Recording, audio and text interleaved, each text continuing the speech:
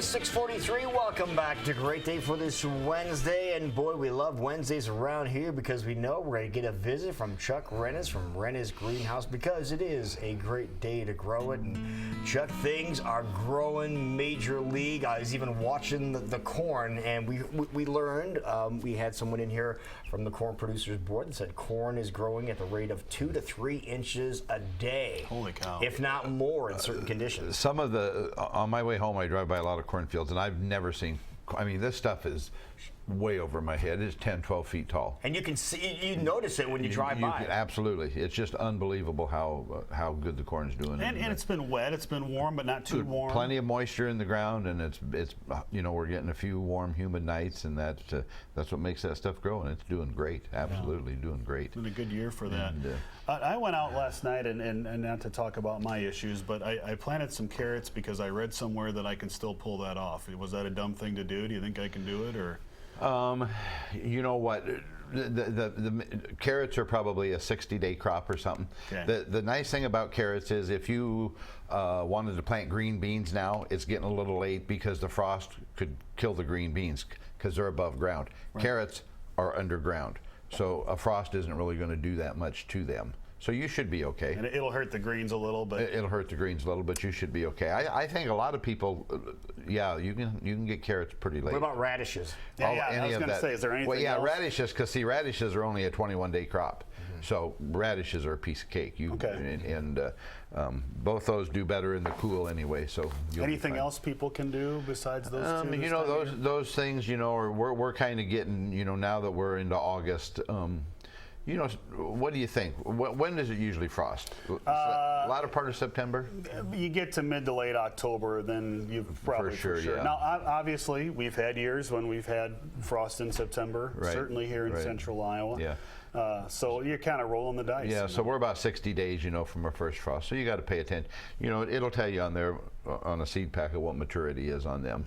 And you know, if it's 90 days to maturity, I went out by Ray's yesterday and was visiting with the Graham sweet corn guy. He's got corn, you know, that's just like this. I mean, he plants up until you know, the middle part of July. That late? So, yeah, I mean, when there's no longer corn, it's because it's froze. He'll have corn up until it frosts. I mean, that's.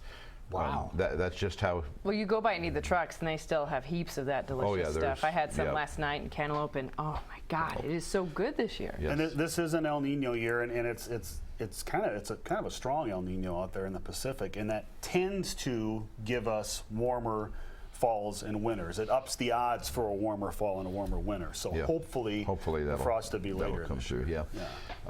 I did some other useless information about corn that I got that I've been meaning to share this with you, but it's just something that I don't know how it is or why it is, but sweet corn or corn will always have an even number of rows. Really? Yes. You know the amount of rows.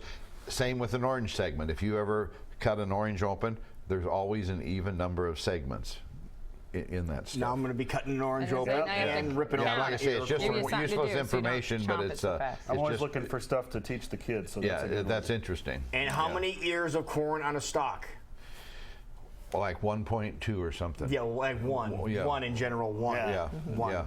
And you know, once in a while with sweet corn, once in a while you'll get two ears on the stalk, but you can usually just figure one. So, being in your line of work, you tend to transition and think of later times in the year now. So you're looking at selling mums now and soon, and you're looking at poinsettias out there. Mums are getting nice. You know, typically. You know, people don't get really into the fall mode till the fair's over and the kids go back to school. But you know, that's not very far away now. Right. And so it's poinsettias are all done. Our grandkids are all here, and they usually help with the filling pots and stuff for the poinsettias. Poinsettias are all planted. I'll bring one in next week, and we'll the big ones are getting ready to pinch and stuff. So it's good to go. And you know, speaking of getting through the summer, I was over at the fairgrounds last night, and if everybody gets a chance, take a look at the flowers over there. They've just did Bob and Cindy. They're the head guys over there. The flowers look awesome over there this year, and I noticed them too when we was over for that big sprint car race here a couple weeks ago. They have all those big boxes that they put out on the islands and stuff. And they I was going to say, do you mean the main garden area or all around all the over fair? the place, just every place, everything. We kind of walked around over there and stuff, and things just look awesome this year. But like I say, it's been a good growing year, and with minimal care, people have had pretty good luck. The other thing I just kind of want to remind people of. You know, this time of year with the gardens and stuff, everybody kind of starts to lose interest in that and let things go. The novelty is worn off. Yes, yeah. The fun of it is gone this time of year. But one thing to kind of keep in mind with your garden, the better you keep those weeds down and keep them from going to seed. You know, if you let those weeds grow up and grow to seed and all those seeds fall off in your garden, next year when it comes time to start growing again, all those seeds are still laying there, and they're gonna germinate just like your other stuff does, and they'll start coming up too. So it's really important to keep those things from going to seed. Well, you're right about that, because that's a nightmare once you get into early summer and you got to fight all those weeds coming up. And yeah, I mean, there's just certain times in the summer when those things just grow, just inches overnight, and they can just go from little teeny to having those seed pods on them in no time at all. And so that's a good thing to. Is there anything else to watch out for? I know you minimal maintenance to keep things as beautiful as long as possible, but are certain kind of bugs that we need to watch out? Well, yeah, you know, the bugs, and I talked about this a couple weeks ago, but those Japanese beetles, I've seen a couple of those around. I've seen my beans have them, my hibiscus have them. Yeah, and those things, I mean, you can go from seeing one of those to having a million of them the next day. And we have some sprays out there, and there is some good sprays available to keep those off. You know, fungus is kind of something this time of year with the humidity and stuff that can be a little bit of an issue. And again, there's sprays and stuff for that. So just keep an eye on things, because there's still a lot of things that go wrong. But we should still have, I mean, in your garden and stuff, we should still have a long growing period yet of things. And, we're not done yet. No, we're not done Iowans yet. give up summer too fast. Well, school started, summer's done. Yeah, you know, Fair's here, summer's over. Yeah, that's what everybody says. They come in, well, the fair's over. No, it that's has that, been a good growing season for a lot of things. And a couple weeks ago, you were kind enough to come over and you brought over the Carolina Reaper pepper, which we ate on the air live. Mine don't look as good as yours. Mine look a little decrepit here. Well, that's how they're supposed to look. Oh, this is how they're supposed to look? They're supposed to look. Drop it too hard, it'll probably explode. Yeah, a little But I tough like brought that. you, that's the Carolina Reaper, the hottest one in the world. But here's the other ones. These are all from you.